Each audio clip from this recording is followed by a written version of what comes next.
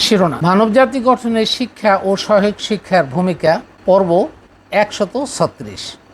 মানব সন্তানকে যোগ্য সন্তান হিসেবে গড়ে তোলার জন্য কিভাবে শিক্ষাদান করার জন্য আল্লাহ আদেশ করেছেন।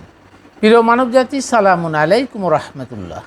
কোরআন অধ্যয়ন ও গবেষণা করে আমরা এখন জানতে পারি মানব সন্তানকে আল্লাহ যোগ্য মানব হিসাবে গড়ে তোলার জন্য কোন কোন বিষয় এবং কোন শিক্ষানীতি অবলম্বন করার জন্য আদেশ করেছে।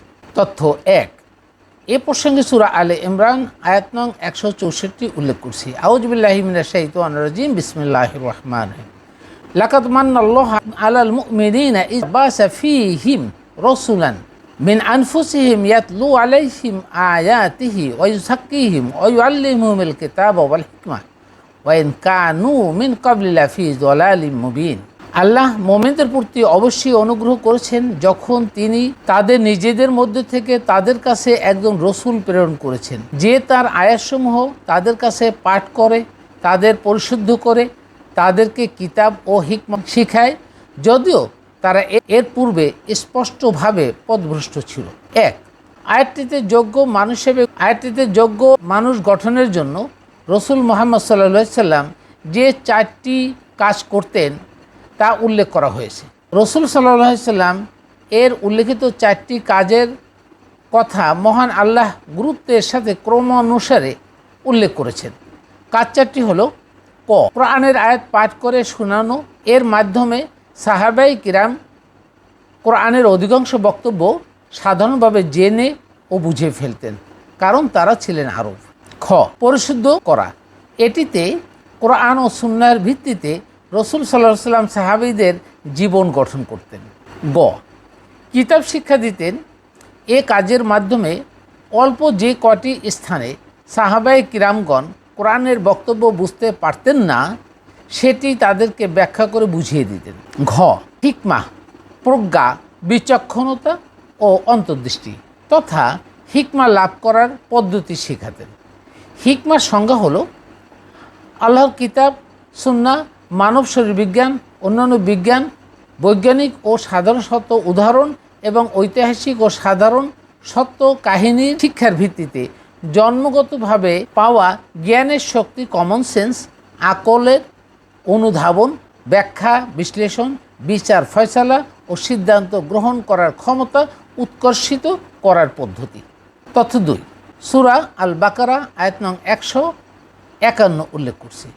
কামা আরসালনা ফীকুম রাসূলান মিনকুম ইয়াতলু আলাইকুম আয়াতিনা ওয়া ইউযাক্কিকুম ওয়া ইউআল্লিমুকুমুল কিতাবা ওয়াল হিকমা ওয়া ইউআল্লিমুকুম মা লাম তাকুনু তা'লামুন।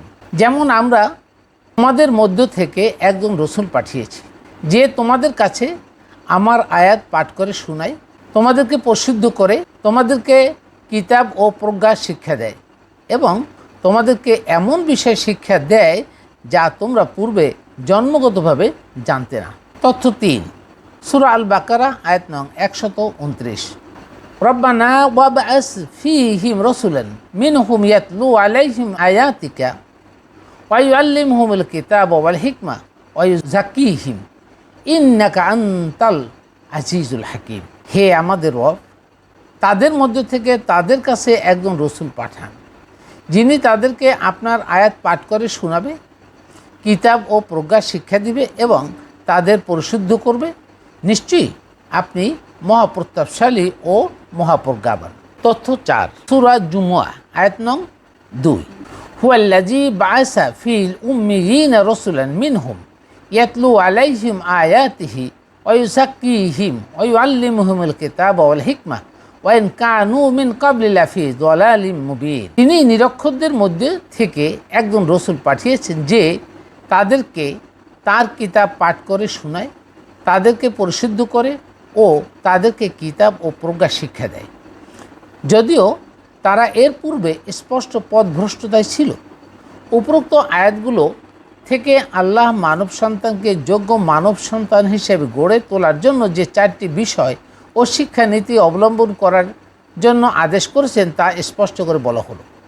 সুতরাং এই 4টি বিষয় শিক্ষা লাভ করা প্রত্যেক মানব জাতির জন্য অবশ্যই কর্তব্য এবং ফরজ।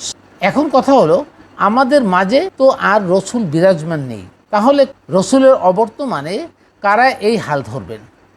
আর সেখানে প্রথম বিষয় হলো, মানব জাতিকে কোরআনের মৌলিক শিক্ষা দেওয়ার জন্য রসুল যেমন আদিষ্ট হয়েছিলেন, ঠিক তেমনি আমাদের নবীর পূর্বেও যত নবী ও রসুলগণ এসেছিলেন তারাও আল্লাহর পক্ষ থেকে আদিষ্ট হিসেবে মানব জাতিরকে শিক্ষা কার্যক্রম পরিচালনা করেছেন, কিন্তু কোনো বিনিময় গ্রহণ করেননি।